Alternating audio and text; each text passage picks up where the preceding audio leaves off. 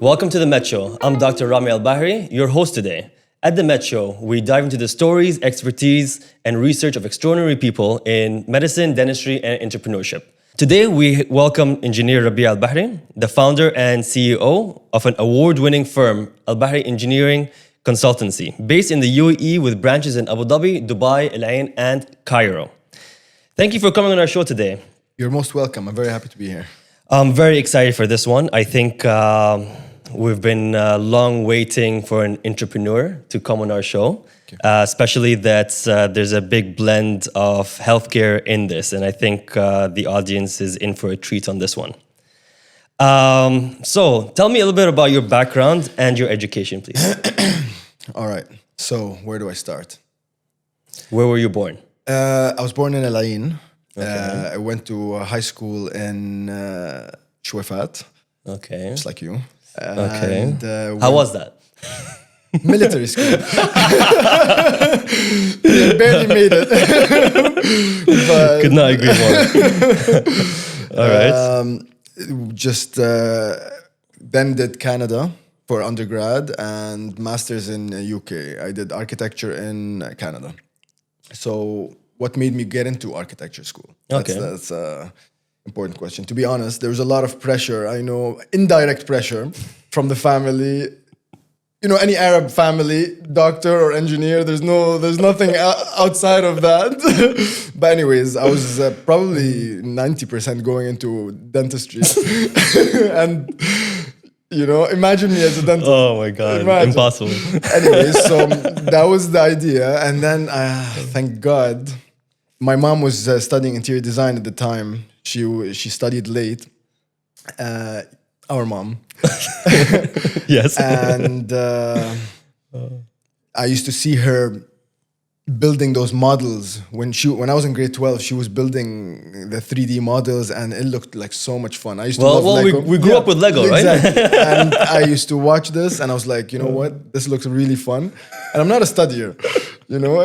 And this was the main reason that made me go towards architecture. It's like, okay, you know what, I can do this, but with buildings.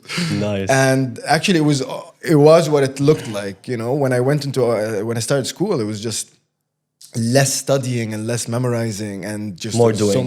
so much building models, doing like Nice. 3D softwares, and that's exactly what I wanted, you know. And Nice. I did it out of passion, you know. So yeah, that's Okay. how I ended up in architecture school. Yeah, And then you did your master's in project management. yeah, in project management in UK. Okay. Yeah. All right. And how was that? It was good. It was good. Just got a different side of the construction side, education. More of the wise. management. Yes, management, project management, and Helped you be organized. yes, a little bit. Okay. So then after that, you decided to start your career in the UAE. Yes, And you started in Al Ain. Yes. So tell me a little bit about that. yes. Came back to where I was born, and my family lives there. And to be honest, two main reasons why I started not in Dubai, not in Abu Dhabi, I started in Al Ain is number one reason would be my family and my dad. My dad's name is prominent in the dental field. Yeah. And everyone in Al Ain that when I started my first year, second year, third year in my business, anyone that would walk into the office, oh, you're the son of Dr. Al Bahri? He's been in their mouth. Yeah. He's been in their mouth since '77. Anyone, whoever it is. Yeah, you know. yeah. So it gave me that confidence, you know, and and that trust that I needed because I was extremely young when I started. How old were you? 25. Wow. So that's impressive. that was young to open like an engineering consultancy. You know, like there's a And lot when of, was that? 2010. Wow. So it's been 15 years 15 now. years. Yeah. Wow. Time flies. That's reason number one. Reason number two, when I first came, we decided to create a company that had architecture and interior design. And that's when I partnered with my mom Right. to kind of create something that, puts them both together. Right. And probably that's the reason for success, you know, because we take care of each other. Yeah. No, actually, like those two fields are symbiotic, with each other. Exactly. So, what was the biggest challenge you had when you first got started? Like when you were 25 years old. I think that's right. Definitely that. That was definitely the biggest challenge. Unlike you, I didn't have facial hair. I didn't have full facial That's hair. literally why I grew facial hair. So at 25, I started the office, and clients would come in and they'd see a kid, and I'd be like, I can do so much, but there was just this perception that if you're not an old architect and like you can't do it. So I've had so many clients that would just come in and be like, I want someone older. Give me your manager. I've actually I experienced the same thing when I first moved But here. that changed a lot in the last, in the last 5, 7, let's say 10 years. 5 years in, there was a shift.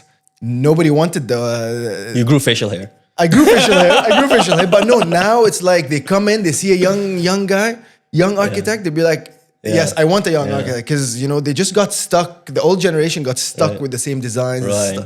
And they kind of weren't able to cope with the market, the marketing, the social media, the change, and that's why nowadays you see all the successful firms are all young engineers. Right. You gotta keep up with technology, right? Exactly. And the new softwares that comes out, the CADs that come out, AI that comes out. Yes. Yeah, I can see that. Okay, let's dive a little bit into the engineering consultancy aspect. What are the different, let's say, aspects of engineering? So let's say in your company, what are the different aspects that you go for? Well, we've got all firms, architecture have a few departments. So you've got architecture, which is basically the layouts, the exterior, and the interior layouts, okay, all included in that. Then there's a structural design, which is basically designing the making sure the building stands with no issues. So the concrete and all the calculations that go with it. Then you've got the electromechanic design, which is all the electrical, AC, making sure it's all. Of course, and it gets much more complicated in hospitals. Specific. And we'll dive into that. Landscape design, where it's making the landscape look beautiful, the gardening, the pools, the water features, that. And interior design, which is making it look nice and lively inside. So you mentioned that when you first got started, it was basically architecture and interior design. At what point did you start adding those different departments? As soon as we had enough projects to we're outsourcing most of it. At the beginning. Okay. And where do, let's say if you do get a client, where does it all start? Does it start with the design, or where do you get started when a client comes in? Walk me through the process. So basically, we got to take your requirements. You got to take create a project brief, put it all down, start designing. There's stages to design. So let's say you're with me, you're designing. There's there's certain stages that you have to follow, and it's not advisable to skip those steps. So if you start off with concept design, basically you're just creating a little concept, a sketch where the house is going to look like this, going to look like that. But it's not, it's all just fantasy. It looks nice, but sometimes changes when you actually go into the requirements. And the structural, sometimes it doesn't, it's not feasible. So you jump in from concept design to schematic design. That's when you kind of develop the design further, and you put more details, the electrical details. You need a room there, you need a room there. So sometimes the design changes a little bit. You go into more details. Right. Detailed design after that is basically putting all the MEP drawings, making sure it's all... Well, what's MEP? Mechanical, electrical, plumbing. So that's the electromechanic... so basically the electricity, the ACs and all that stuff? Exactly. Gotcha. And then once you have all of that, you create a tender where you submit this tender to contractors so that they can provide a quotation based on the design we made. And we put the specifications for the project, whatever it is. And then the contractor kind of bids on bid how much they can create that project with that amount of money. Exactly. So a lot of that, especially in houses, with the houses, because it's such a personal experience where I'm designing your house. I have to get to know you, the way you live. You get so personal. Right. I know you for like, let's say, until you start construction, I've known you for like 6 months. So we kind of get to know each other. Okay. So the design part usually takes 6 months. 6 months, and then 2 years, a year and a half to 2 years for construction. So once we tender it, I usually have to choose not just the price and the quality, but I also have to match your personality with a contractor that fits your personality. It's just like making sure it's going to be a fun experience, because sometimes this personality just doesn't... But sometimes the bid goes differently, no? Yeah, of course. Price is always happens. When I have like similar prices, I'm like, you know what, this guy would match that guy much better. They'll enjoy each other. They'll enjoy the 2-year project, because this project could... Same result, you can have the house done, but you can enjoy it so much more if the right team is in place. Right. I've literally had a client where we finished his house, a doctor, by the way. Okay. He's not experienced, he's just literally full-time doctor. And he finished the project and he's like, you know what? We enjoyed this experience so much. We went ahead and bought another plot just so that we can do it again. They awesome. loved it. That is awesome. And they're both full-time. That is awesome. So yeah, it could be enjoyable. Okay. So what's the deal with, like, let's say a client comes in and he already has a contractor? Do you prefer that?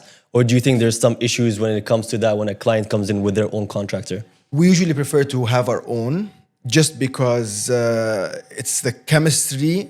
At the end of the day, the client does one project with the contractor, while these contractors that we put along, they do tens and tens of projects for us. So they will think 10 times before the idea of losing us. Gotcha. For you, it's like, okay, we guys reach a disagreement.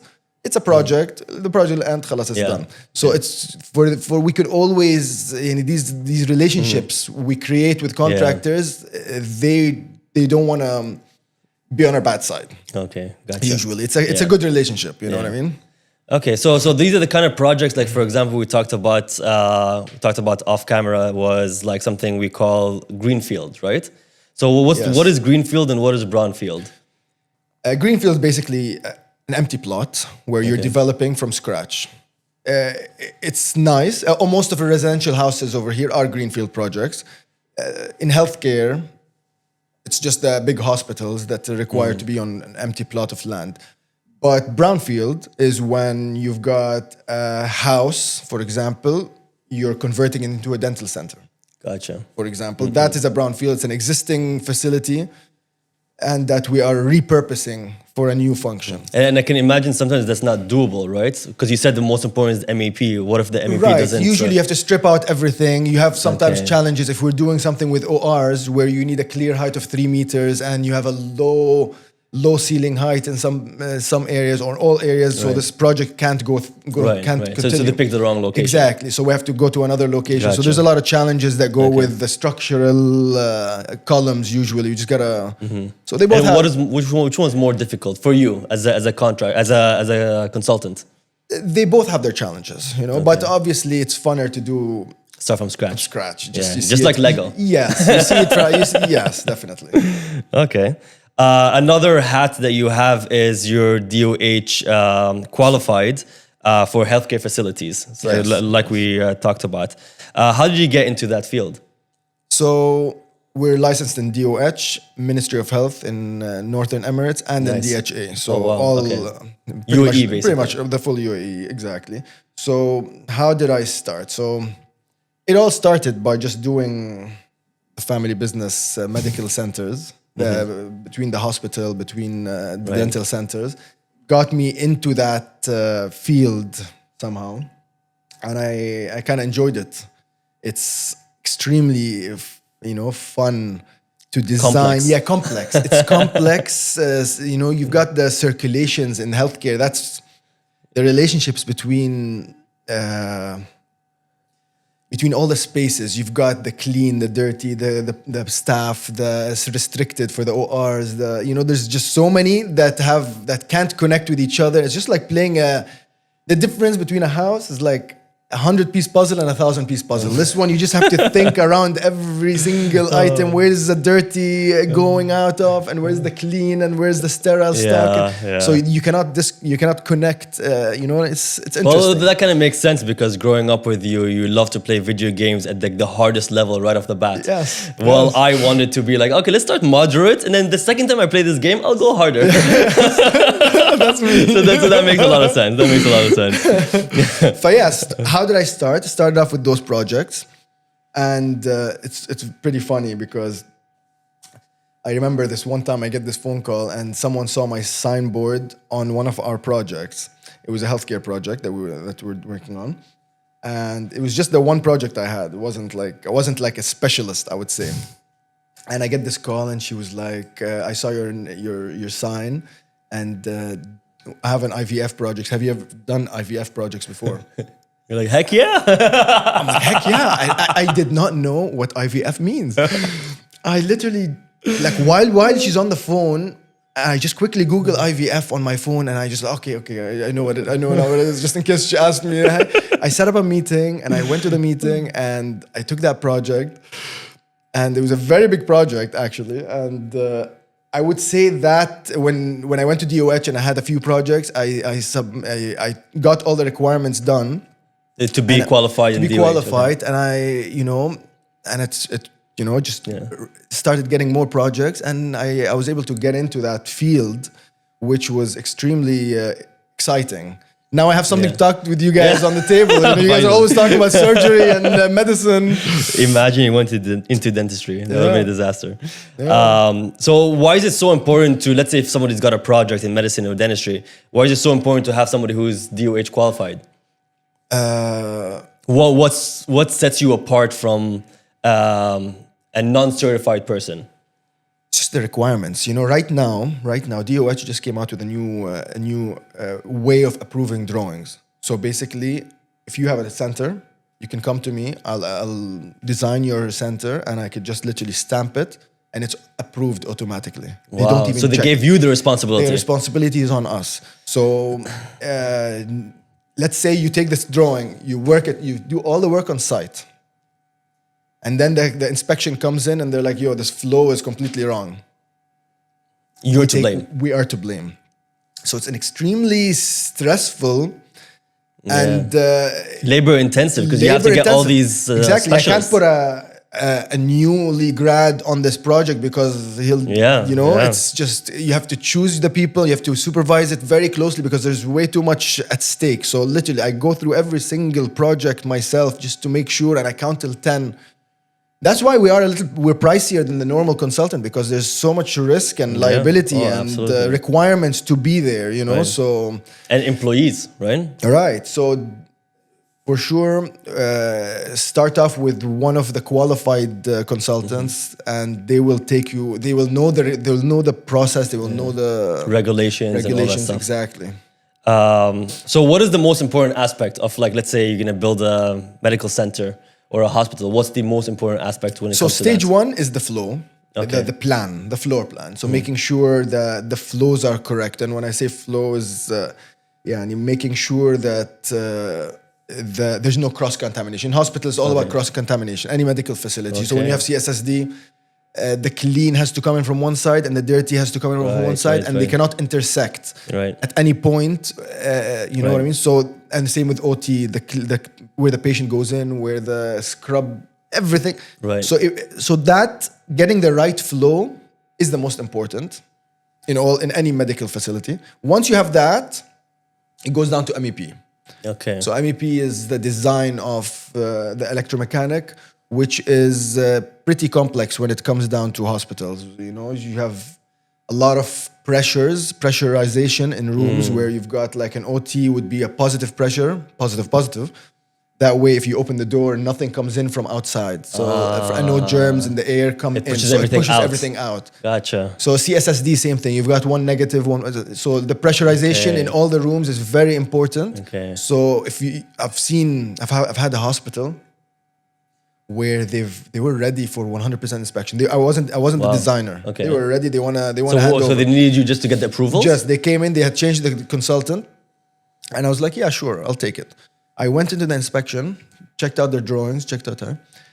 Literally, they finished the ceilings, they finished everything. They're like, yeah, we want to submit. I'm like, we submit. I will do inspection first and we'll check. Everything above ceiling was done as if you're designing a house. Oh my God.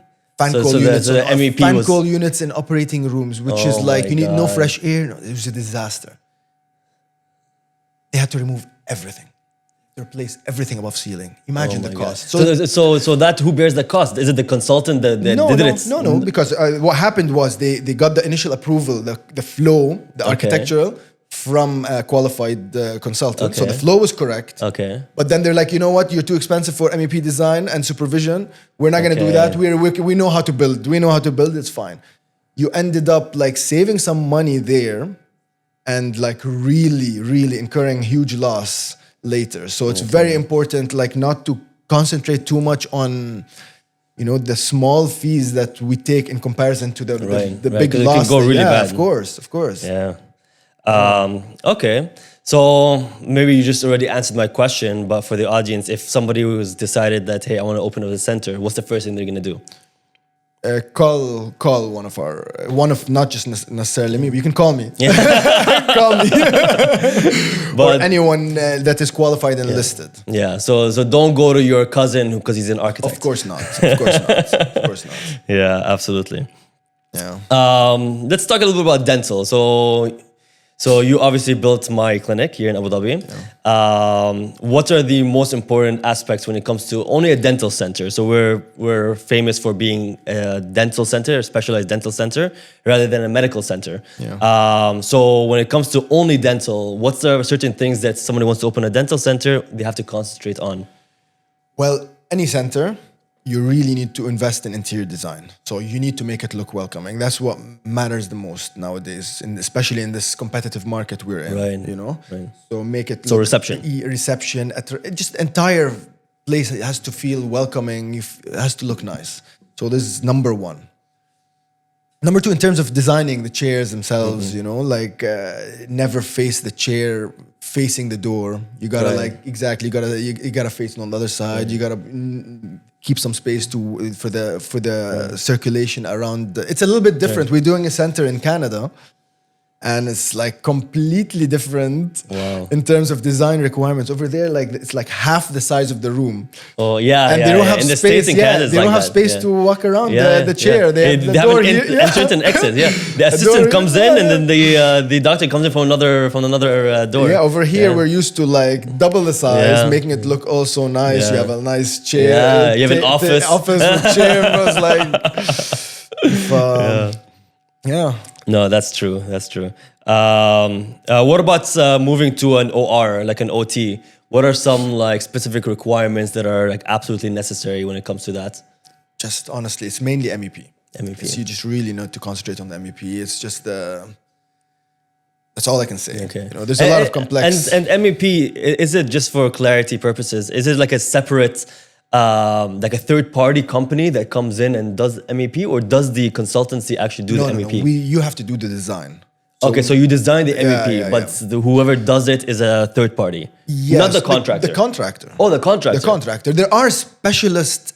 For example, air conditioning. You could do there's companies that do air conditioning for the entire hospital, but when it comes to critical areas such as the OT, CSSD, it requires a clean room. It's a type of setup where it's extremely sterile. Okay. You know. Okay. So that requires specialist companies to know how to Okay. actually get that done. Okay, so just like how there's like a specialist consultant that does healthcare. Yes. Same thing with MEP. Yes, Right. exactly. Okay. Awesome. Exactly. Well, so random question: what is it harder? Is it harder to build for a doctor or a businessman? Oh my God, definitely. When it comes to healthcare. Definitely easier with the doctor. Healthcare, I've had so many like businessmen that come in and I want to build a hospital, and it always ends up bad. You know what I mean? If you don't have if you're not the operator, or you don't have an operator, or it's always going to be a bad idea. Medicine, the healthcare field is not easy. It's complicated, and you know there's so much you need to put into it, so much thought before you even think of opening a hospital regarding feasibility study and the required specialties you want to like target. They're like, no, I just want 5 operating theaters, 50 beds. How did you get this number? I want 50 beds. I know. And he's only looking to sell, or he's looking to build it, or to. It's just like an investor, and it's just such a complex business to be in that. A lot of those you find they put all the responsibility on us as a consultant. You put the requirements. It's not that simple. Right. Are you going to do gynecology? Are you going to do this? Are you going to do that? And I guess they only look at the bottom line, right? Be like, okay, wait, why is MEP costing me this much? Be like, hey, MEP is really important. Be like, no, let's find somebody else who's cheaper. Exactly. Because they're just looking at the bottom line, right? Exactly. So definitely...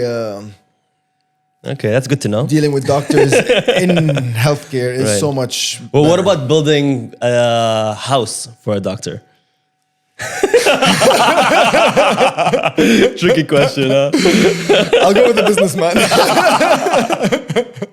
Much easier. Okay. So let's go back to housing. When it comes to building a house, let's say I decide, hey, I want to build a house. What's the first thing that an individual should do when they decide that, hey, I'm going to do this? Is it the banking? Is it the talking to you? Is it trying to figure out a budget? Trying to figure out, is it going to be related to how much of a loan he's able to get? How much of a... Where do you start? Let's say I decided I want to build a house. Yeah. Where do I start? Who do I talk to first? First of all, you need the plot. Once you have the plot, you want to build a house, you start off by approaching a consultant. And you have to know your budget. At the end of the day, you have to know your budget. But that has to... Don't you know that from the bank? So you should be approaching the bank first? Be like, okay, according to your salary or your income or whatever it is, you're eligible for this amount. Okay, I can put in a deposit of X amount, so meaning that my budget cannot exceed X amount. So usually they start off with us. They come with a plot, and we design as per your requirements. Most of the time, it's a dream requirement. You want this and this and this, and we'll approximate the budget. Okay. So we'll tell them, you know what, your requirements are 3 million. Like, wait, and I have only 1.5. Okay. Oh, we need to work something out with your requirements. You've got some clients that be like, no, you're too expensive. I didn't even price you yet. I didn't even design yet. But you have those. Okay. But if you got to trust the person you're going to. So you first step, as going back to it, go to someone reliable, go to someone you can trust with a reputation. That's the most important thing. If you don't trust your consultant, it's going to be a bad story. Because you're going to be second guessing everything he says. Everything. It's just going to be so stressful. You just really need to start off with someone that you've heard of, someone you can trust, someone, and then when you meet them, you feel comfortable. Because like you said, it's a long process, right? You're absolutely right. Okay. So what are the 2 aspects of building a house? To my understanding, the design is a completely different process or a different aspect than the actual construction. Yes. So do you deal with both, or you only do design? No, we definitely deal with both. So the 2 main stages after we're done design, you've got one full design where you've divided into so many sub-stages, and then supervision. So supervision is where we appoint a contractor and then we start monitoring their performance on site, making sure everything is going on schedule, using the correct specifications as per our tender documents, and checking when they submit payment quality. Quality and payment request. When they submit a request, they don't submit to you as a client. They send it to us. We verify that this payment is due as per the work done on site, and we approve it, and that's when you pay, or the bank pays. So you double check the contractor until the end of the project, where you hand over the project.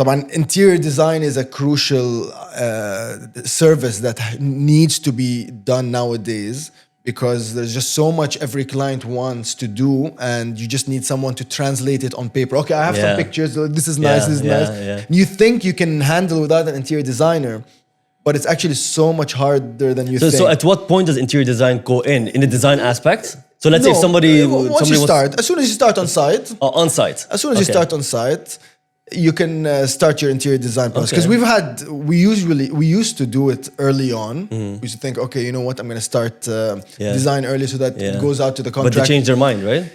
Or no? This is the problem, you know. So when you finish the interior design early before construction, and then by the time the interior design comes to implementation, 6-8 months later, you're already bored of your 3Ds. You traveled so much, you've seen so much, you just want another style. You lived the design. You fantasized so you want something new already. It's human beings. And they just have to. They decide to change halfway, and end up. Usually, we find the best time to start interior design is soon as you start construction. So that by the time we're done the design, it's around 5 months. So it comes out directly. Let's go to site. Nice. Okay. You know that makes more sense. It's more strategic. Yes. So how long does it take to build a house? Like you said, 6 months for design. 18 months. 18 it could be in 14 months, but to be honest, to enjoy the process, to take your time with the selection of materials, because then it becomes a rush. Everything's a rush and becomes stressful. So 18 months to 2 years is normally the time. It's normally the time if you want to actually put a lot of details into the house. Okay. All right. So let's move on to a little bit of the entrepreneurship side of your work. You mentioned that you started in Al-Ain, and right now you're an award-winning consultancy with branches in 4 cities and international. Building places like in Canada, here, everywhere. And you started with 3 employees. And now how many? Around 70. Okay. Like that, How did that happen? Honestly, it was all of a sudden. Well, it was 15 years actually. No, but believe it or not, the first 5-6 years, anyone else, zero profit. 6 years, zero profit. Right. 7 years, maybe zero profit. But then it just, and I think what changed the game for me, I was trying to reach people, but it just wasn't possible back in the day. It was like, I have something I want to provide that's different than what everyone's providing, but I just can't. The reach was hard, and Instagram came along, and that's what changed the game. Really, I started. We were probably the first company to start video taping contractors' mistakes on site and kind of. I see the stories. So I used to we take videos of mistakes and to show clients what to do and what not to do. And to be honest, it went viral fast, and that is when people started coming and seeing our designs, and it kind of grew. We were able to reach the people we weren't able to reach. I used to put an ad in the newspaper. Wow! Back in the day, put an ad in the newspaper, send it on Fridays, and we'd get it in the newspapers. Oh my God! Like thinking back, actually used newspapers. 5 years. 5 years I'm using newspapers. Oh my God! So at what year was that? Like for somebody who's starting up, we want to give them some motivation to just keep going. How long did it take for you to have that moment? I think I think it took me 5 years, but I think that if I had more experience on a business, so I came straight out of college. I literally had one internship and I jumped into it. Yeah. So I think if I had a little bit of experience, a little bit of connections when I first started, I think that time frame could have been faster. Okay. So you're saying worst case scenario 5 years. Just keep going for 5 years. 5-6 years. That's what it took me to start off from scratch. And but it's worth it in the end. Absolutely. Yeah. And that's what Jeff Bezos is very famous for. He's like, he always says, he's like, in the first year, nobody knows you. Second year, nobody knows you. 4th year, nobody knows you. And then all it takes is the 5th year, but you don't know when that 5th year is going to be, and then everybody knows you, it's just, one thing Jeff Bezos is famous for is like decision making. Right, exactly. Decision making. And that's something that in my opinion, is one of the most important things that run my business, just decision making. These small decisions, just don't get out of the instantaneous. This or that, if it's something literally is just not important, delaying that decision is going to be worse than making the wrong decision. Right. No, absolutely. I mean? So just anything. Of course, responsibly. Responsibly, but like this. With the information that you have, just make a decision. Just make a decision right away. Don't waste time. Don't let it sleep till tomorrow. Don't like this color, that color, just that color, whatever. I love it. But you're absolutely right. Yeah. Okay. So let's conclude a little bit. For somebody who just became an architect, like a fresh grad, I know you get interns all the time. What's the best advice you can give to them starting off their career? Honestly, keep looking for a company that will just find that mentor. So whichever company you go to, if you find a person, whether it's a senior, whether it's a manager, whether it's whoever it is, an architect with you that is actually teaching you from their heart, stick with that person because they will teach, they will guide you along. How do you even find that person? You go to some toxic companies where each person is trying to screw the other person over or withhold information. Always, they will not give you the full answer. They will just trying to take the credit for every single little task, and that's probably one of our most the things I'm most proud of in the company is the company culture. It's like everyone is takes responsibility on their own. It's a fun environment. Transparency. Nobody's scared to take decisions. You empower every single person to make decisions on their own. And I think that is probably the most important I agree with that. I think mentorship is extremely important. The reason I keep asking is like, how do you even find a mentor? Because it's so difficult these days because of all the challenges that you just mentioned. Because I was one of them. I was like, I came here, I'm like, okay, it's a new culture, new place, new career. And I was looking for a mentor for the longest time. And I really, till this day, I'm still looking for one. Nobody wants to take me in. I had to mentor myself. Okay. So as a CEO, what's your favorite quote that you live by? I would say Warren Buffett. Okay. It takes you 20 years to build a reputation, but 5 minutes to ruin it all. If you knew that, you'd do things so much differently. You know what I mean? And our business is purely reputation. Consultants is just a very slow yet built on reputation. I mean, same as any industry. All industries. Like nobody likes to go to the dentist. Let's be honest. And the only reason you would go is if the person has a good reputation. One mistake you do, he's not coming back. You know, so and all the people he knows. Exactly. So reputation is everything. Okay, that's a good one. So where can people find you? How can they reach out to you? If they want to collaborate, you're thinking of doing a project, they want to get some information, they want to get a mentor, how can people reach you? I'll have you put in my contact details for social media and. All right. Any way we can get some more personal email? For the audience. Sure. Nice. Just for I have a WhatsApp. All right. Thank you for coming on our show. We'll be sure to put in all the information about Engineer Rabie and his company. And if anybody wants to reach out to him, he promised us a more exclusive email that we'll be putting in the captions. And thank you guys for watching. Thank you for coming in. It was fun. That was a lot of fun.